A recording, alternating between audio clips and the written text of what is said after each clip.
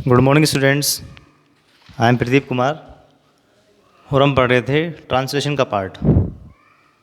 Next इस video में हम पढ़ने जा रहे हैं कुछ सेंटेंसेस जो हम सीखेंगे यहाँ पर हिंदी से इंग्लिश में कन्वर्ट करना। देखिए, पहला सेंटेंस है उसने लोगों पर हमला किया। उसने लोगों पर हमला किया, ये सेंटेंस है। अब देखो, हमला किया यहाँ पर वर्ब है, उसने हो गया सब्जेक्ट, हमला किया वर्ब है। हमला करना एक वर्ब होती है, तो किया में ध्वनि किसकी आ रही है? हमला किया, आ की ध्वनि आ रही है यहाँ पर। जब आ की ध्वनि आती है वर्ब में तो हम लगाते हैं वर्ब की सेकंड फॉर्म। क्या लगाते हैं? वर्ब की सेकंड फॉर्म लगाते हैं। तो उसने लोगों पर हो गया यहाँ पर ऑब्जेक्ट, तो उसने को बोलेंगे हम ही। क्या बोलेंगे उसने को? ही। उससे आए चाहे उसने आए, उसको ही बोलते हैं। हमला किया, हमला करने को बोलते हैं अटैक्ट। अटैक क्या बोलते हैं? अटैक। सेकंड फॉर्म आएगी यहाँ पर अटैक्टेड, तो ही अटैक्टेड, उसने हमला किया। ही अटैक्टेड किस पर किया? लोगों पर, तो उसको बोलेंगे पीपल। अब ये पर की इंग्लिश क्या बनेगी? ये पर जो है लोगों में ही शामिल है, ये लोगों पर को बोलते हैं पीपल। क्लियर? कहीं आप सोचो पर को क्या बोलते हैं इंग्लिश में, तो उसको बनाओ आप। तो उसने ही हमला किया, अटैक्टेड लोगों पर पीपल, तो ही अटैक्टेड पीपल। अटैक के बाद में प्रपोजिशन आता है नहीं आता है? इसमें नहीं आता है। ये जो प्रपोजिशंस हैं ये पैसिव वॉइस के अलग होते हैं। पैसिव वॉइस में काम आते हैं कुछ वर्ब में और कुछ में एक्टिव में काम आते हैं। तो यहाँ पर कोई नहीं आएगा। उन्होंने पैसों की खनखनाहट की आवाज़ सुनी। अब देखो, सेंटेंस थोड़ा सा अजीब है, बड़ा है। उन्होंने, ये हो गया सब्जेक्ट। सुनी, सुनी में ध्वनि किसकी आ रही है? ई। जब ध्वनि ई की आती है तो वर्ब की सेकंड फॉर्म लगाते हैं। पैसों की खनखनाहट की आवाज़, ये पूरा एक फ्रेज़ है, ये पूरा ही ऑब्जेक्ट है। पैसों की खनखनाहट की आवाज़, ये पूरा ही क्या है? एक ऑब्जेक्ट है। तो देखो, उन्होंने को बोलते हैं दे, चाहे तो वे आए और चाहे आए उन्होंने, उसको हम बोलते हैं दे। तो उन्होंने को बोलते हैं दे।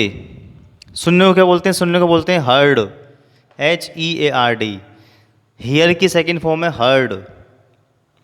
तो उन्होंने सुनी, दे हर्ड, पैसों की खनखनाहट की आवाज़। पैसे को बोलते हैं मनी, की को बोलते हैं ऑफ। खनखनाहट की आवाज़ जो होती है इसको बोलते हैं the chink, the chink of money, the chink of money.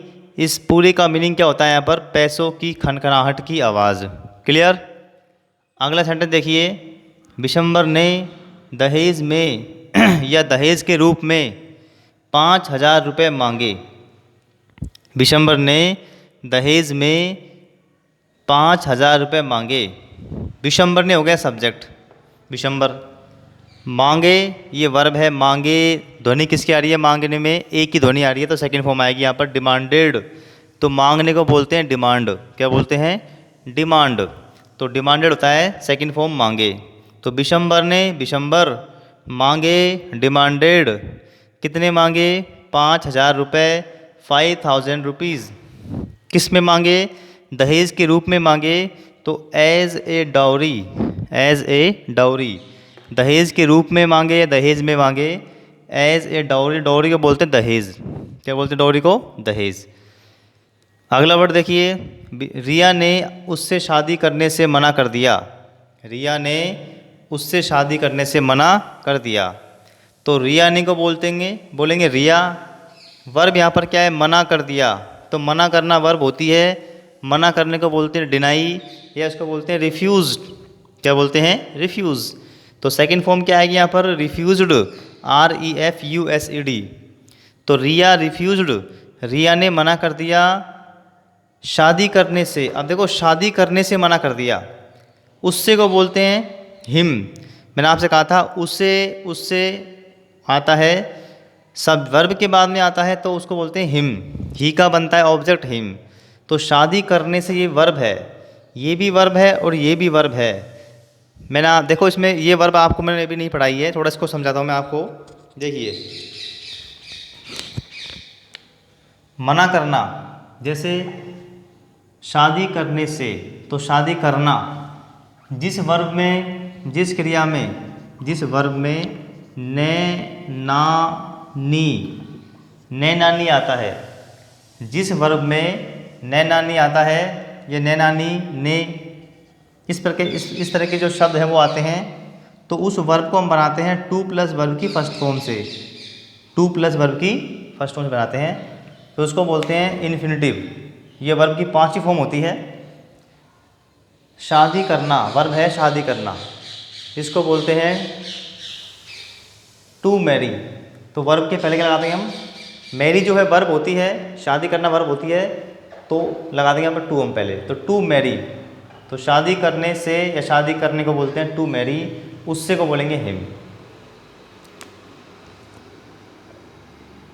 जैसे मैं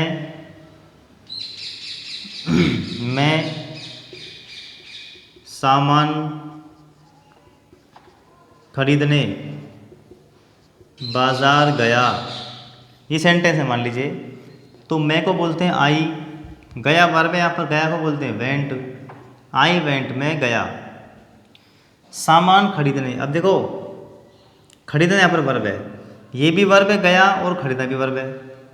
जैसे आई वेंट, मैं गया, खरीदने गया, खरीदने को बोलते हैं टू बाई। अब बाई वर्ब होती है खरीदना, लेकिन जिन वर्ब में नए नानी ने आ जाए, नए नानी ने, जैसे खरीदने गया, खरीदने गया, तो वहाँ पर हम टू प्लस फर्स्ट फॉर्म लगाते हैं। तो आई वेंट, मैं गया, टू बाई खरीदने, सामान को बोलते हैं थिंग्स, यह वस्तु जो भी है, बाजार, I went to buy things to market. ये I went to market, I went to market to buy things, इसको बाद में लिख देंगे आप, उससे कोई फर्क नहीं पड़ता सेंटेंस पर। तो ये नए नानी वाली वर्ब होती है जिसको हम लगाते हैं। अगला एग्जाम्पल देखेंगे आप यहाँ पर, लड़कियों ने स्वागत गीत गाया, लड़कियों ने स्वागत गीत गाया।